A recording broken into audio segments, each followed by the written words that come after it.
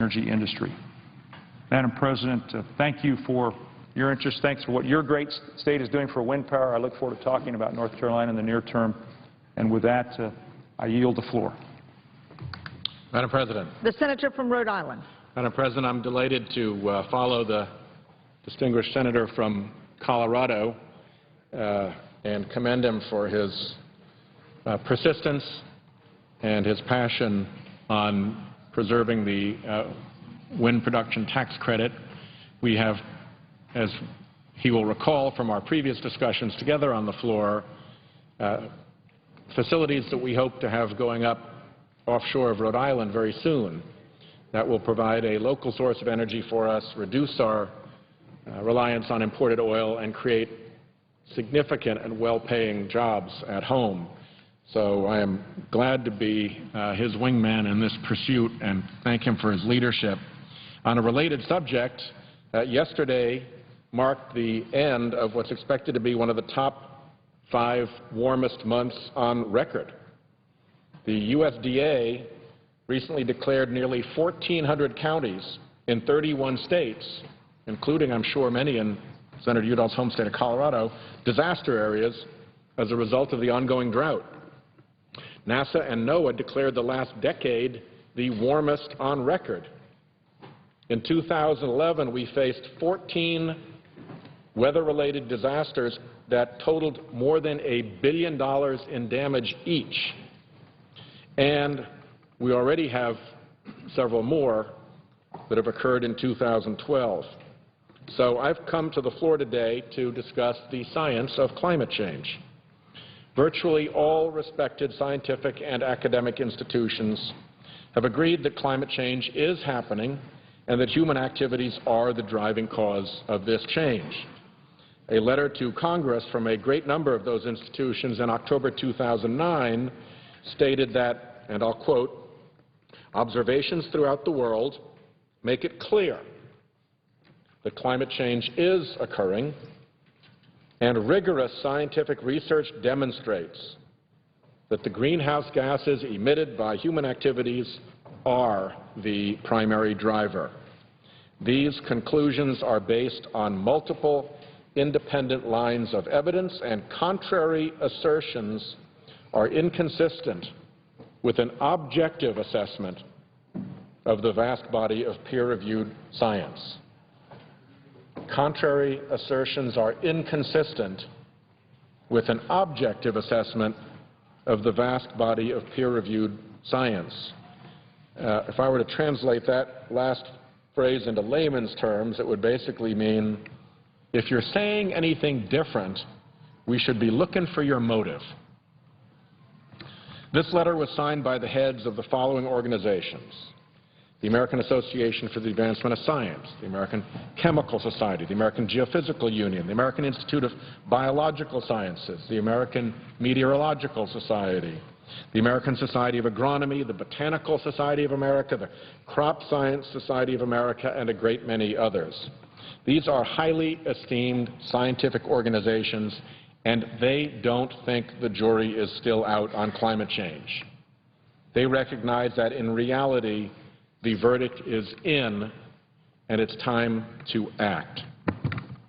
Over the weekend, Dr. Richard Muller, who is a professor of physics at the University of California, Berkeley, and is also director of the Berkeley Earth Surface Temperature Project and a former MacArthur Foundation Fellow, so-called Genius Grant Award winner, revealed in a New York Times op-ed how he has become a converted climate skeptic.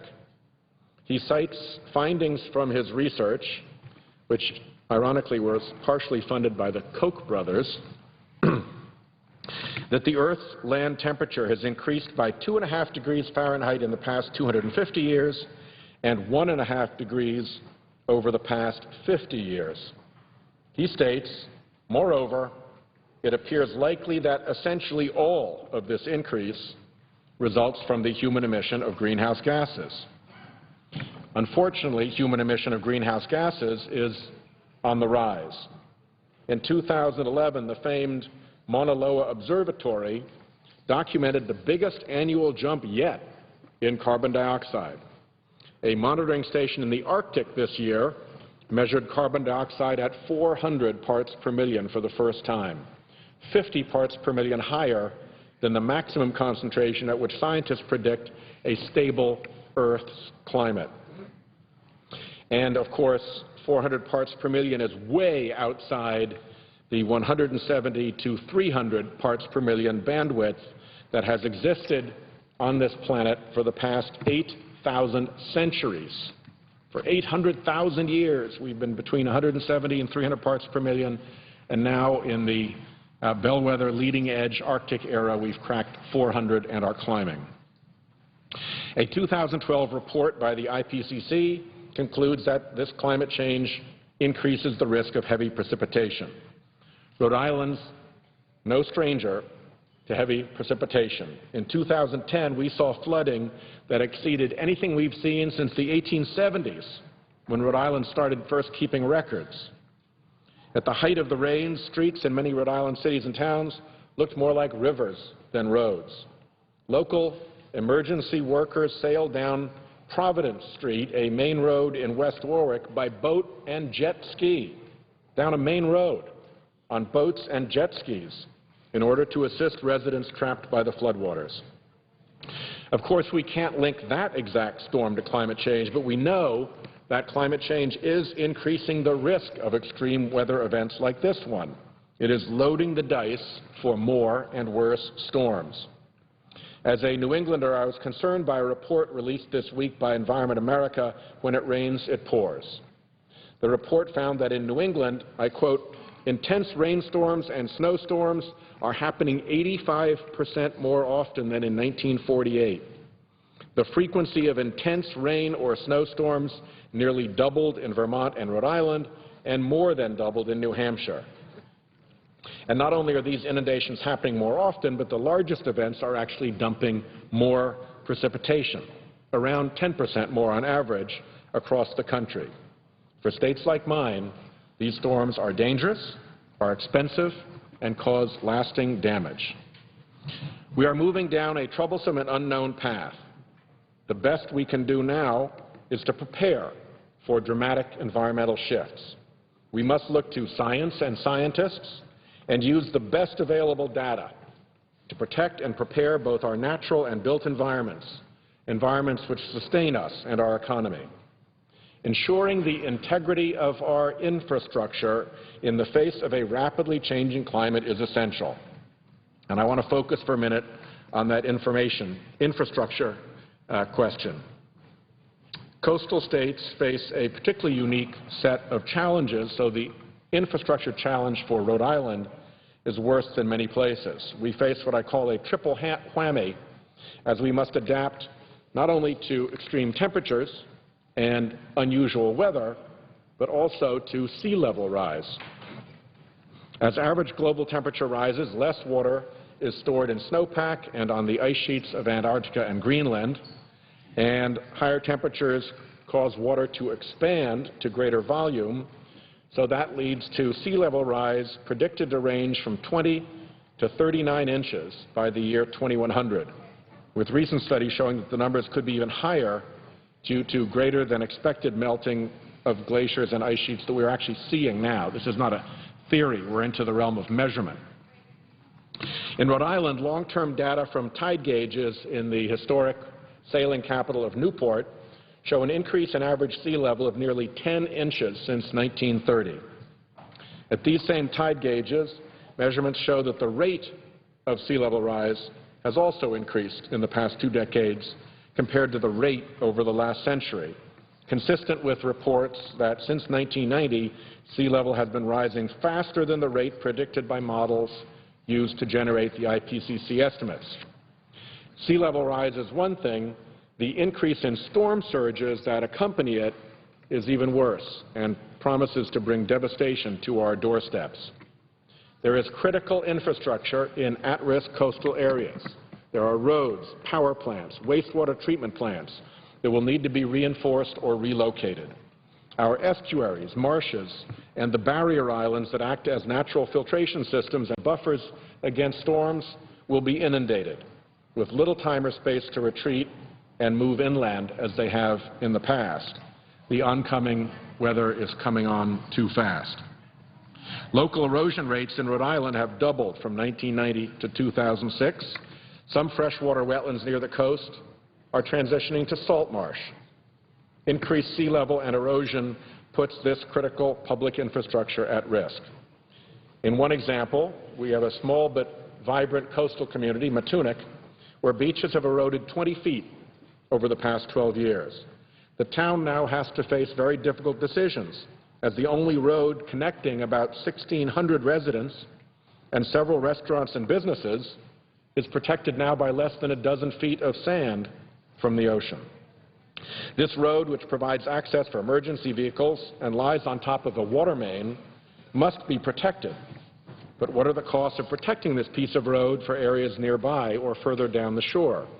Often when you protect one area of beach from erosion by hardening or altering the shoreline, you do so at the sacrifice of other areas. And it takes science and data to sort out how to do that right. These are not easy decisions for communities. To best protect infrastructure and the communities and families that live in these at-risk areas, we've got to, as a nation, plan ahead. We have to use the best and most reliable science, and we have to be able to prioritize adaptation efforts. In North Carolina, the state legislature considered a measure that would have severely restricted the ability of their Coastal Resource Commission to employ scientific estimates of future sea level rise. That is the ultimate case of the ostrich burying its head in the sand, in this case the beach sand.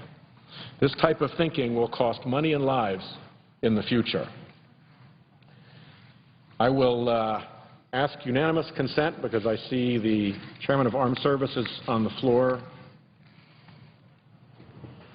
to conclude my remarks and have my entire statement added to the record. But let me close by saying that it's now well past time for us as a country to start making policy that helps us adapt to the emerging scientific reality that our actions indeed do affect our environment. For those of us who are ocean states, the state of our oceans and coasts is particularly significant, and I urge my colleagues to support our National Endowment for the Oceans, which got all the way into the Conference Committee on the Highway Bill before it was taken out in an unfortunate, unwise, and frankly unfair maneuver. We are at a place now where nature could not be giving us clearer warnings. Whatever higher power there is, and we each have our own beliefs on that, whatever higher power it is that gave us our advanced human capacity for perception, for calculation, for analysis, for deduction, and for foresight, has laid out before us more than enough information for us to make the right decisions. Only a wild and reckless greed or a fatal hubris could blind us to the distress signals coming from our oceans, our atmospheres, and our world. Fortunately, these human capacities still provide us everything we need to act responsibly, but only if we will. I thank the presiding officer. I yield the floor. Under the previous order, the Senate will proceed to executive session to consider the following nomination. Clerk reports. Nomination, the Judiciary, Gershwin A. Drain of Michigan to be United States District Judge. There will be 1 hour of debate, equally divided. Madam President, Senator from Missouri. I don't intend to talk about the nomination, but I've talked to my friend, the Senator from Michigan, about this and would ask that my time come from the Republican time on the nomination discussion. Without objection, so ordered. Thank you. I rise today on 2 topics, Madam President. One, I want to say that while I don't agree with everything my good friend from Rhode Island just said about the issue he was talking about, the 2 of us have worked all this year to try to bring people together on the issue that we failed to deal with today on cybersecurity. And Senator Whitehouse and I, along with Senator Kyle and Senator Mikulski, at the very first of the year began to create opportunities for senators to sit down together and talk about the threat we faced, and talk about what we needed to do to deal with this. And I'm convinced, and I believe all of the people I just mentioned are equally convinced, that two things will happen. That we will eventually have a cyber attack on our country that will be successful in some way that many Americans will understand the danger we face from the cyber threat. And secondly, that we'll eventually pass a bill. My strong belief is that that will be a better bill if we pass it before that event rather than after that event. As Senator Mikulski was... Madam President, may I simply interject, if with the distinguished senator from Missouri's permission, to say how much of a pleasure it has been to work with him on this issue, to say that I think a great number of senators on both sides of the aisle have worked in very good faith to get us to a point where we can pass a bill, and to pledge to him that despite the unfortunate outcome of today's cloture vote, I am committed to continuing to work with him, with Senator Kyle, with Senator Graham, with Senator McCain, and with others, Senator Chambliss on the other side of the aisle, so that we can indeed take the necessary steps to protect our nation from this threat. But I say this with a strong consciousness of the very goodwill and the very hard work that Senator Blunt put into this effort, and with great appreciation to him personally. I yield the floor. Well, I thank my friend from Rhode Island, and I think we can move forward. I think there is good faith. As I said, we started, 4 of us, beginning to get people together. Quickly, that group was joined by Senator Collins and Senator Lieberman, so 6 of us began to get people together. There were any number of meetings this week that were 24 senators, about equally divided between both parties, trying to find a way forward here. I didn't think we had found that in the cloture motion today. The motion said, here's how we're going to proceed to finish this bill, we didn't move forward today, but I hope that we can continue to work with Senator Reid and others to create the sense that Senator Whitehouse just expressed, that there is great bipartisan effort being made to find a solution that not only would pass a Senate bill, but would wind up with a bill on the President's desk sometime this year. You don't have to look very far to find people who will say that the greatest threat we face at this moment is the threat of some kind of cyber attack. At the highest levels of our military structure, of our intelligence structure, they quickly come to that conclusion.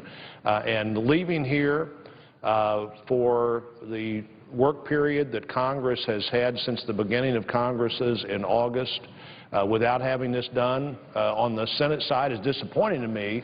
On the other hand, there wouldn't have been a bill even if we would have passed a bill today, because we have to work with the House to have a bill that winds up with a piece of paper on the President's desk, a relatively small stack of paper that he can sign, that becomes the law that allows ourselves to either minimize or hopefully avoid the current certainty that someone will eventually begin to get to our critical infrastructure in a way that makes it hard for the country to get water, to get electricity, to communicate, to address the financial network.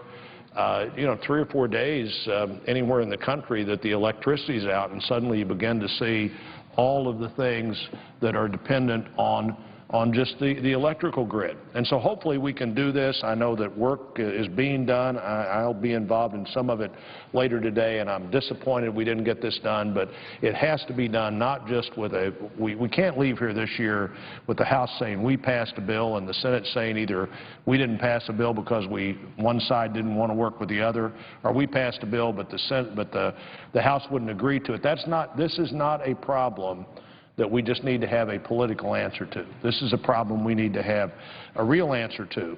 And what I came to the floor today to talk about was something that we actually managed to get done just a few days ago when the Senate passed, the House passed Iran Threat Reduction and Syrian Human Rights Act. This is one thing that people who don't agree on much of anything else in the House and Senate can figure out how to agree on. This bill, while I think it could have been a little stronger, was still a strong effort to reach a conclusion that hopefully the President will sign as soon as possible and send the right message to Iran that even amid our vigorous disagreements on all these other issues, including something as important as cybersecurity, Congress stands united against Iran developing nuclear capacity. Some of the highlights of the bill, this would create strong new measures on any entity that invests in Iran's petroleum, petrochemical, or natural gas sector. Strong measures against any entity that provides goods, services, and infrastructure or technology to Iran's oil and natural gas. Anybody that provides refined petroleum products to Iran. You know, Iran is such an economic basket case. They have all this oil, but they can't produce enough of it, turn enough of it into gasoline for their own country because of the kind of government that they are suffering under. Any country, any company or entity that insures or reinsures investments in Iran's oil sector, that engages in joint ventures with the National Iranian Oil Company, that provides insurance or reinsurance to the National Iranian Oil Company or the National Iranian Tanker Company, that helps Iran evade oil sanctions through reflagging or something that tries to hide the real source of oil coming from Iraq, that sells or leases or otherwise provides tankers to Iran.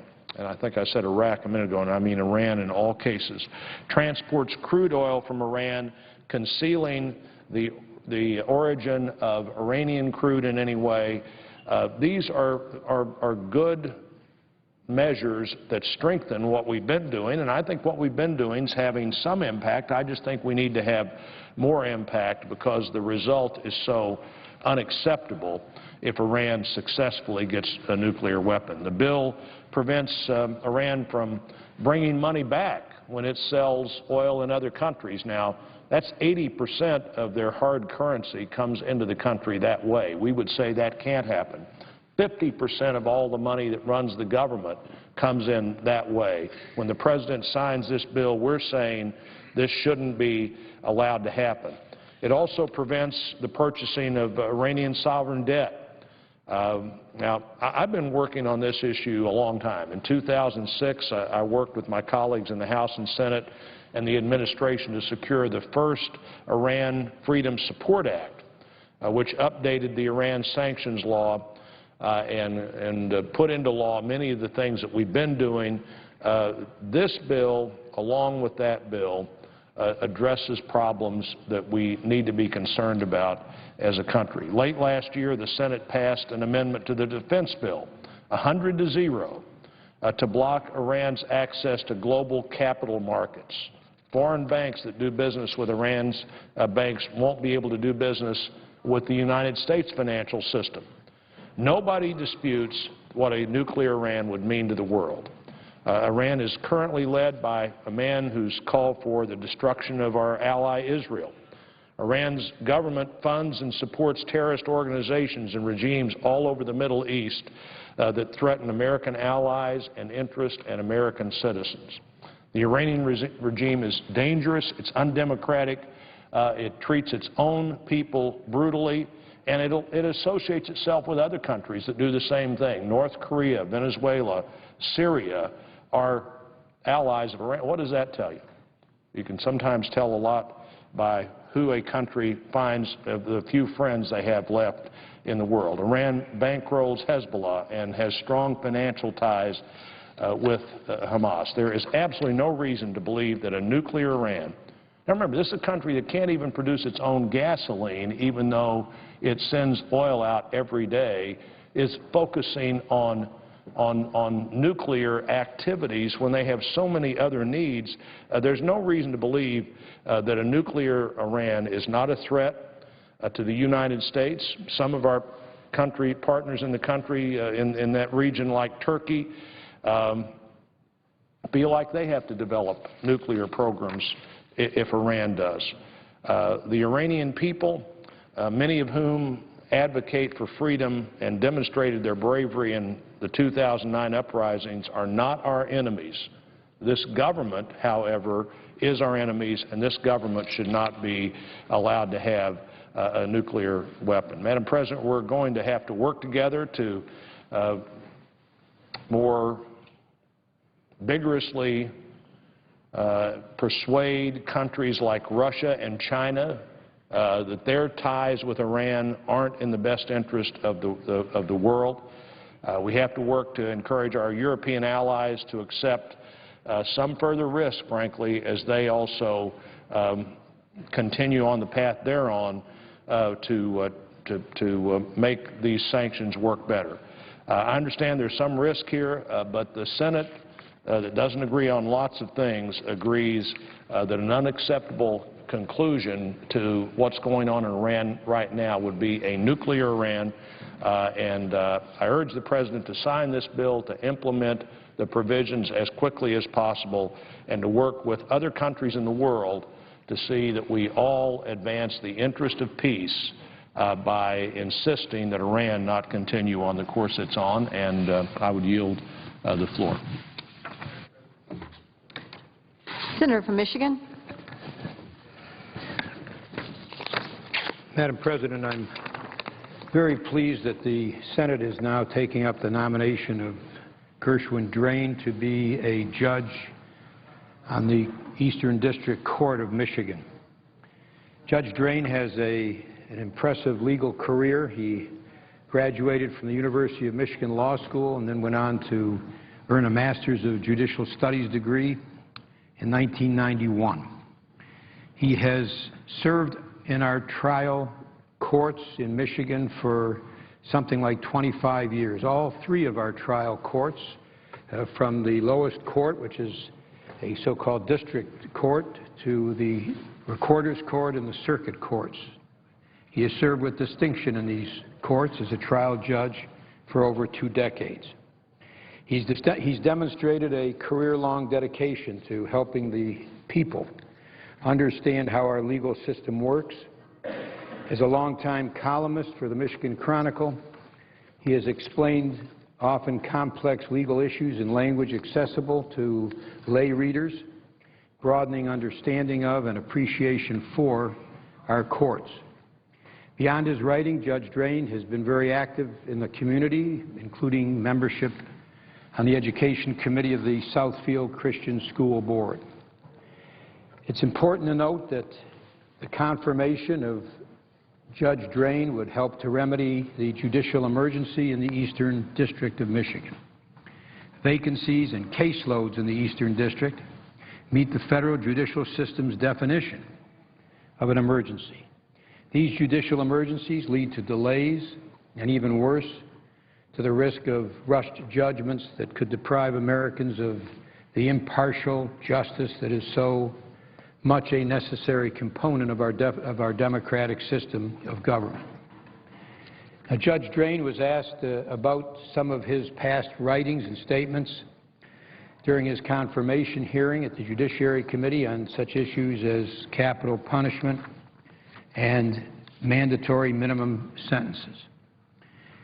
He indicated that some of those views, some of them decades ago, as a matter of fact, have evolved. He was candid in saying where they have changed. I don't agree with everything that Judge Drain said 20 years ago, but nonetheless, without the slightest hesitancy, Senator Stabenow and I have recommended him to be a judge on the Eastern District Court for Michigan. The test of his fairness has been shown by the fact that he has served with distinction for over 2 decades on trial courts. Another test of his fairness is how the legal community feels about Judge Drain. Senator Stabenow and I have appointed a Judicial Advisory Commission to make recommendations to us for the judicial positions that we have on the federal district court. His nomination was the result of an examination by, consideration of a whole large number, a host of people who are interested in being federal court judges in the Eastern District. His competition was great. There are literally dozens of qualified people who we considered, and more accurately our Judicial Advisory Commission considered, to recommend to the President for nomination. And he was one of the persons who they recommended. This is a commission that we have appointed in order to try to remove the nominees that we recommend to the President, at least the persons we recommend to the President for nomination, to remove them as much as we can from partisan politics and to put them instead under consideration to be a judge with great objectivity. We have a broadly based commission, and I think the best test of his fairness and his objectivity and his inability to judge people, and not based on anything other than the merits of the case in front of them, is testified more than anything to by the fact that the commission, the broadly based Judicial Advisory Commission, recommended his nomination to us as one of the people to be considered, and we recommended him to the President. The American Bar Association has also spoken on this issue. He has been recommended unanimously as qualified for the federal bench by the Standing Committee on the Federal Judiciary of the American Bar Association. So we're in a position here where we have a judicial emergency on the Eastern District Court. We have a situation where the delays which result deprive Americans of what they are entitled to. We have a nominee who's been recommended by a broadly based commission, which Senator Stabenow and I have appointed. He's been given a unanimous rating of qualified by the American Bar Association, and I think his commitment, his statements have been shown not just by his decades of service as a trial judge, but by the way he answered the questions in his confirmation hearing. He said, and he believes, and he has shown in practice, that, quote, my personal beliefs, both past and present, have no bearing on the decisions that I make in court. The notion, he said, that he would insert his own personal judgment in place of the law is contradicted by not just his testimony, but it's by a record of decisions that indicate that he abides by the concept of a judge as an impartial arbiter. So Senator Stabenow and I strongly urge our colleagues to confirm Judge Drain. We hope that that can happen in the next hour. And in the absence of anyone else seeking recognition, I yield the floor and ask that the time between now and the time for voting be equally divided between the majority and minority. I believe that is the standard practice here, that we divide the time, and I make that request. Quorum call will be divided. Clerk will call the roll. Mr. Akaka.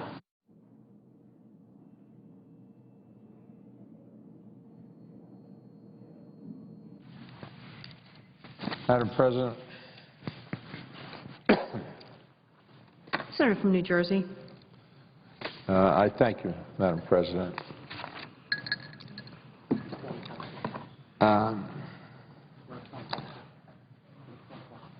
And I ask that unanimous consent be given to dispensing with the roll call. Without objection.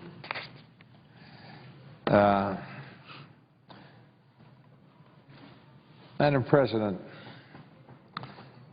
I rise today out of disbelief with rhetoric coming from the Republicans and their presidential candidate concerning the U.S. relationship with Israel. And frankly, it pains me to see that a political trip to Israel is carried with it a message that wants to scare the Israelis that President Obama and this administration is not as fast and as complete as it is. Pains me. I've had numerous trips to Israel. One of them was 1967. It was the Six-Day War, when the Israelis had battled with the Egyptians. And I got there shortly after the guns stopped shooting, and I went to the Sinai Desert, and I watched the Israelis on guard while the Egyptian soldiers were carrying necessary items like water and food for their beaten troops. And I was reminded then that the Israelis always have to be on guard.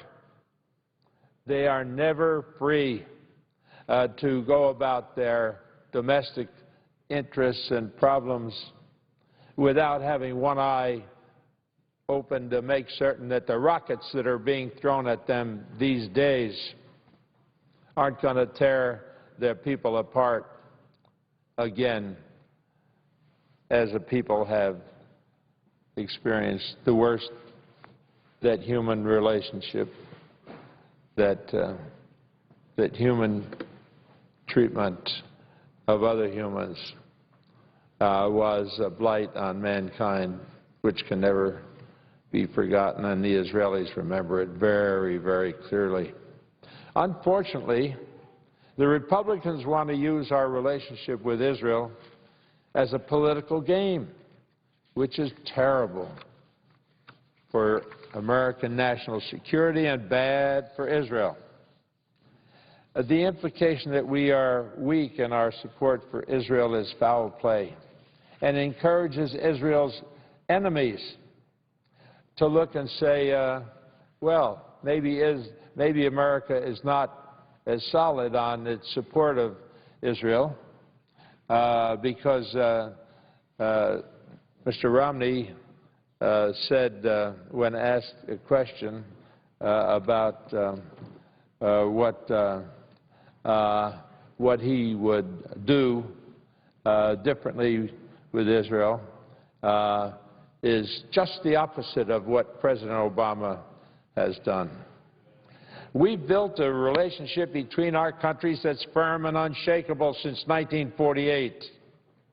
To try and clumsily interfere with that is shameful. Republicans are distorting the state of U.S.-Israel relations for political gain and sending the wrong signal to the rest of the world. When you listen to the Republicans, especially their presidential candidate, Mitt Romney, discuss Israel, reality is often replaced with distortion and fantasy. Mitt Romney says that Obama has not been a friend of Israel, but that couldn't be any further from the truth. When we examine the record, it's clear that President Obama shares my convictions about the enduring bond between Israel and the United States. It's clear that there is no greater friend to Israel than this president. But you don't have to take my word for it.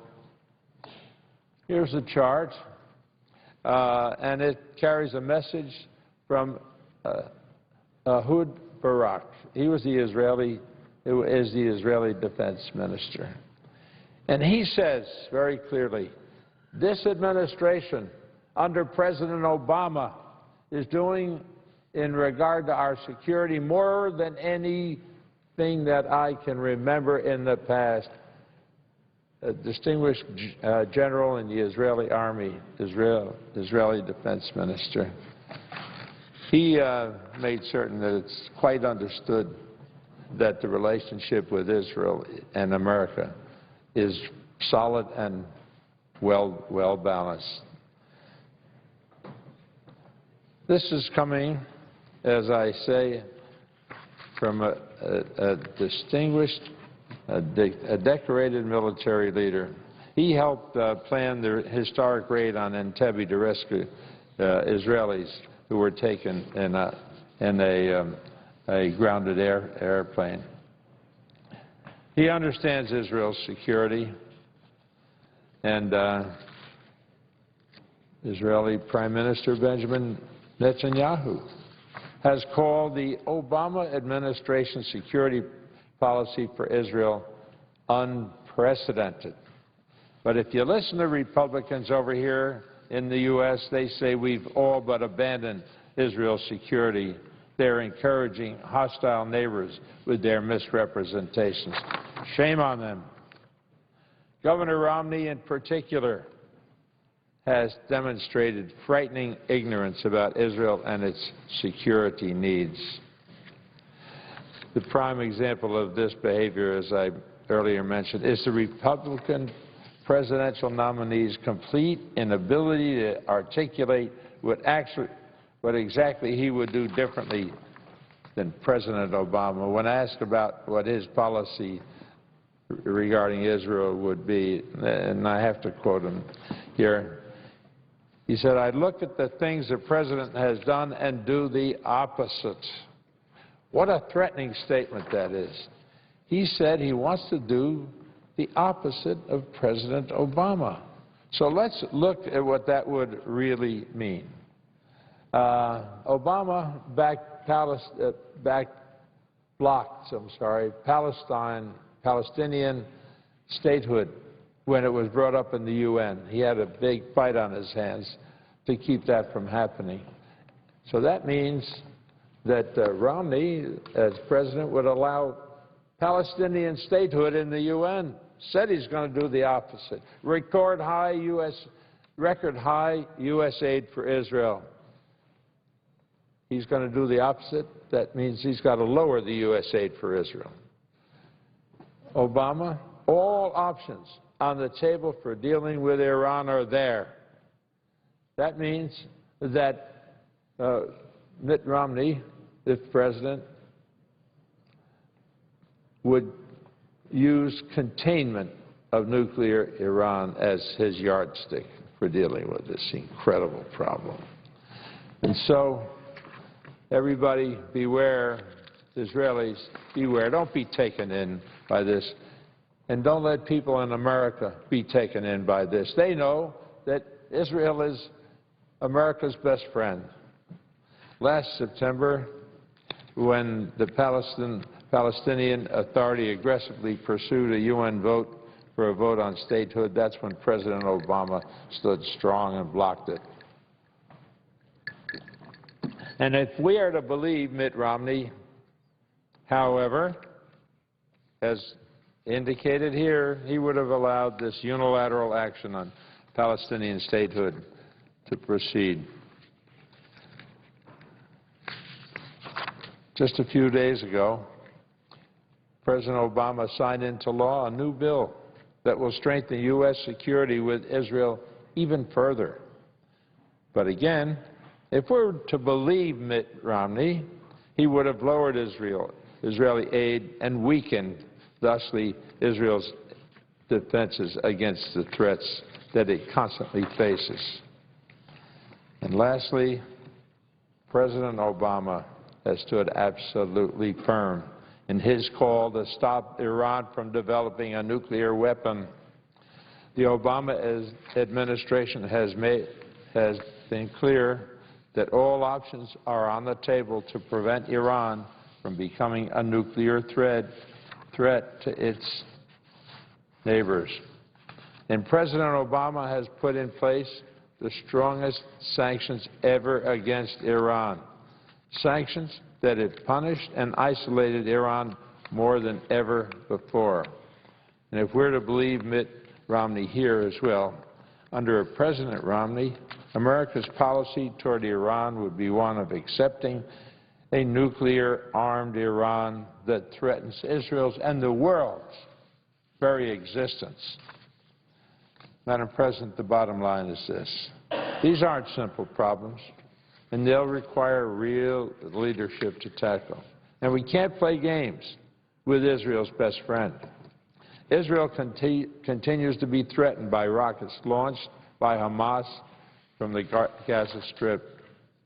Iran appears intent on developing a nuclear weapon and is the foremost state sponsor of terror. But instead of approaching these issues with the careful consideration they deserve, the Republicans seem intent on twisting reality for political gain. And we see it on the domestic front, too. The Republican leader has said it here, his party's top priority is to make President Obama a one-term president. And they're using any pretense that they can establish. Their top priorities then clearly don't include helping Americans, everyday Americans, by creating jobs, improving our schools, or strengthening our health care system. And if we take Mitt Romney's word for it, they're certainly not doing it what is in Israel's best interests, because when they simply wish for our president's failure, they're hurting America's chance for success. And when they fail to put forth any ideas of their own, Madam President, they show themselves to be unfit to govern, unable to lead. Their mission, their primary mission, is bring down the record that President Obama has established with the recapture of lots of jobs. Still, we've got a long way to go. And to get our economy better and better motion than it is, everybody knows. We're working on it. We've seen remarkable growth in jobs in the automobile industry, which look like it may end up being unable to function in this country of ours. And so the whole world knows that America's leadership depends on its domestic strength and not casual political rhetoric that challenges Americans' loyalty to its friends. With that, I yield the floor, and I note the absence of quorum. Clerk will call the roll. Mr. Akaka.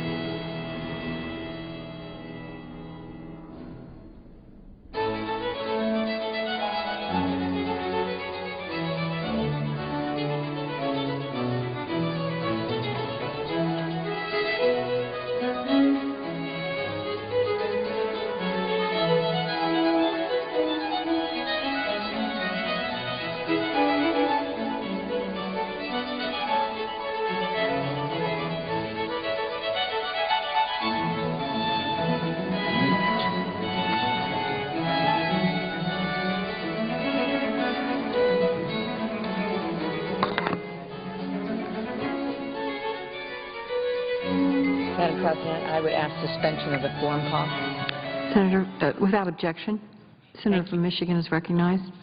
Thank you, Madam President. I rise today to strongly urge my colleagues to support the nomination of an outstanding judge, Gershwin Drain, to the United States District Court for the Eastern District of Michigan. We'll have an opportunity to vote in a few minutes, and Senator Levin and I joined together in the strongest possible recommendation to our colleagues on this nomination. I have known Judge Drain for many years. I can tell you he's a very impressive individual with a long record of excellent public service. He has served in the district court, Detroit Recorder's Court, and the Wayne County Circuit Court. He's active in the community. When I am in the community and have the opportunity to be at events that are important for people, for families, for communities, for children, for economic development, I mean, Judge Drain is always there supporting the efforts of Detroit and of Michigan. He's, of course, dedicated to his incredible family, who I know is very, very proud of him, as we are. But don't take my word for it. The American Bar Association Standing Committee on the Federal Judiciary unanimously rated Judge Drain qualified to serve on the district court. He was named, quote, a man of excellence by the Michigan Chronicle newspaper, and the Detroit News named him Michiganian of the Year, both very prestigious recognitions in Michigan. This is a very important judgeship that has been vacant for more than 2 years. It's important for people in Michigan and throughout the Eastern District to be able to have the full measure of justice that they expect and deserve when coming before the court. It is very, very important that we fill this vacancy. I'm appreciative and proud that the President of the United States has nominated him. I appreciate the support of the Judiciary Committee in bringing this nomination forward and the agreement to allow us to vote on this nominee. Judge Drain has the qualifications, the experience, and the temperament for this very, very important position. And I would strongly urge my colleagues to support his nomination and to vote yes when it comes before us in the next few minutes. Thank you, Madam President, and I would suggest the absence of a quorum.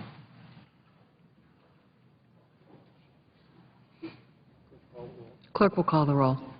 Mr. Akaka.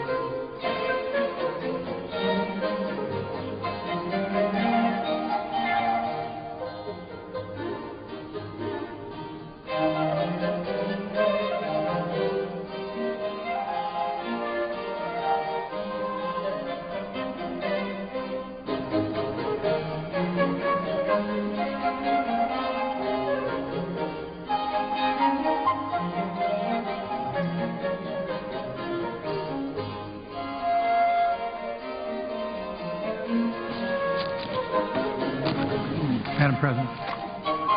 Senator from Michigan. Madam President, I ask unanimous consent the quorum call be dispensed with. Without objection.